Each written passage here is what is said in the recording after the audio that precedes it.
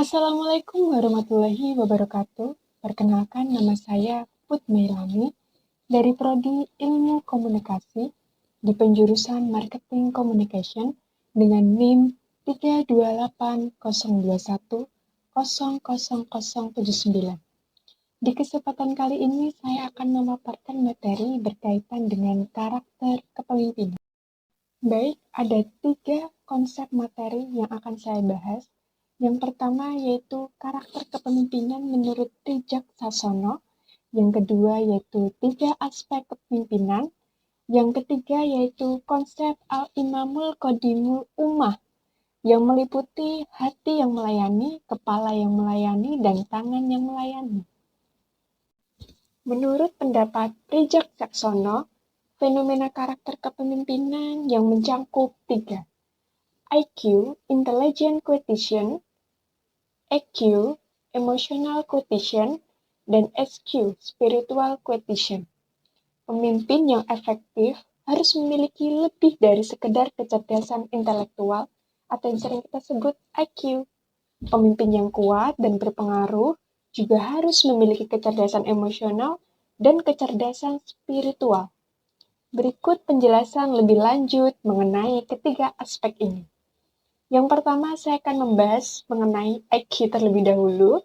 IQ adalah ukuran kecerdasan intelektual seseorang. Ini mencakup kemampuan berpikir logis, analitis, dan pemecahan masalah, serta kemampuan untuk memahami konsep-konsep yang kompleks.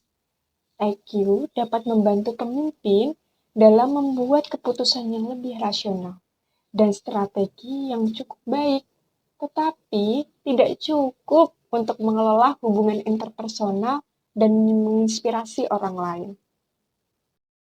Tadi kita sudah membahas tentang karakter kepemimpinan menurut Trijak Sasono. Sekarang kita membahas tentang aspek kepemimpinan. Apa aja sih aspek kepemimpinan? Yang pertama yaitu karakter change. Pemimpin yang memiliki karakter yang kuat, memiliki kemampuan untuk memimpin dengan integritas, menjaga kepercayaan orang lain, dan memotivasi mereka untuk mengikuti contoh yang positif. Perubahan karakter adalah tentang menjadi pemimpin yang baik dan mengejar kualitas moral dan etika yang lebih tinggi. Yang kedua yaitu visi yang jelas. Dengan memiliki visi yang kuat, pemimpin dapat mengilhami dan mengarahkan anggota tim, memberikan arahan yang jelas, dan membantu tim tetap fokus pada tujuan bersama. Visi yang jelas juga dapat memotivasi orang untuk bekerja dengan semangat dan dedikasi yang tinggi, karena mereka dapat melihat arti dan tujuan dalam pekerjaan mereka. Yang ketiga yaitu kompetensi yang tinggi atau yang kita sering sebut high competency. Pemimpin yang kompeten memiliki pemahaman yang mendalam tentang bidang kerja mereka dan memiliki kemampuan untuk membuat keputusan yang cerdas, merencanakan strategi, memecahkan masalah, dan mengelola sumber daya yang efektif. Kompetensi yang tinggi memberikan pemimpin kredibilitas di mata anggota tim dan membantu mereka dalam mengatasi tantangan yang lebih baik. Baik, kita beranjak ke pembahasan yang ketiga, yaitu konsep karakter pemimpin Al-Imamu Qadimul Ummah. Yang pertama yaitu hati yang melayani atau servanthood. Ini adalah inti dari konsep. Seorang pemimpin dengan hati yang melayani mengutamakan kepentingan umat atau anggota tim di atas kepentingan pribadi. Mereka memiliki tekad untuk membantu, mendukung, dan memenuhi kebutuhan orang lain. Berarti mereka bersedia berkorban demi kepentingan yang jauh lebih besar dan siap untuk berperan sebagai pelayan dalam memfasilitasi pertumbuhan, kesejahteraan, dan keberhasilan orang lain. Selain itu, kesediaan untuk mengajarkan, membimbing, merupakan salah satu aspek penting dari kepemimpinan yang efektif. Mencerminkan sikap pemimpin yang tidak hanya melayani, tapi juga berperan sebagai mentor dan pendidik bagi anggota tim atau orang-orang yang mereka pimpin. Yang kedua yaitu kepala yang melayani. Karakter pemimpin kepala yang melayani adalah konsep kepemimpinan yang menekankan pada peran seorang pemimpin sebagai pelayan terhadap orang-orang yang mereka pimpin. Ini mengacu pada pemahaman bahwa seorang pemimpin yang efektif tidak hanya memegang kekuasaan dan pengaruh, tapi juga bersedia melayani kepentingan dan kebutuhan anggota tim atau organisasi mereka.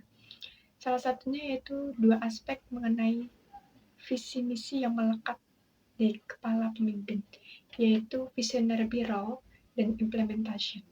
Artinya, seorang pemimpin tidak hanya membangun atau menciptakan visi bagi organisasinya, tetapi memiliki kemampuan untuk mengimplementasikan visi tersebut ke dalam suatu rangkaian tindakan atau kegiatan yang diperlukan untuk mencapai visi itu.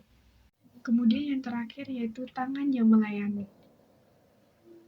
Menurut Ken Blanchard, disebutkan ada 4 perilaku seseorang pemimpin. Yang pertama yaitu pemimpin tidak hanya sekedar memuaskan mereka yang dipimpinnya, tetapi sungguh-sungguh memiliki kerinduan kepada sang pemilik. Ini menekankan bahwa seorang pemimpin sejati memiliki kesadaran spiritual dan hubungan yang mendalam dengan Tuhan atau Sang Pencipta. Mereka menganggap kepemimpinan mereka sebagai panggilan untuk melayani dengan integritas dan etika yang tinggi. Karena mereka memiliki kesadaran bahwa bertanggung jawab kepada sesuatu yang lebih besar dari diri mereka sendiri. Yang kedua yaitu pemimpin sejati fokus pada hal-hal spiritual dibandingkan dengan sekedar kesuksesan dunia. Yang ketiga yaitu pemimpin sejati senantiasa mau belajar dan tumbuh dalam berbagai aspek, baik pengetahuan, kesehatan, keuangan, relasi, dan sebagainya. Pemimpin sejati selalu berusaha untuk belajar dan tumbuh. Mereka tidak hanya memperhatikan perkembangan karir saja, tapi juga kesehatan fisik dan mental. Pendekatan ini mencerminkan komitmen untuk menjadi pribadi yang lebih baik dan memberikan contoh yang positif bagi orang lain.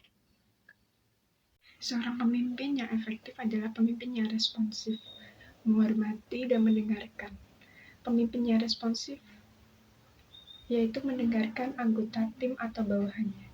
Mereka memberikan perhatian khusus, pandangan, masukan, dan kekhawatiran orang lain.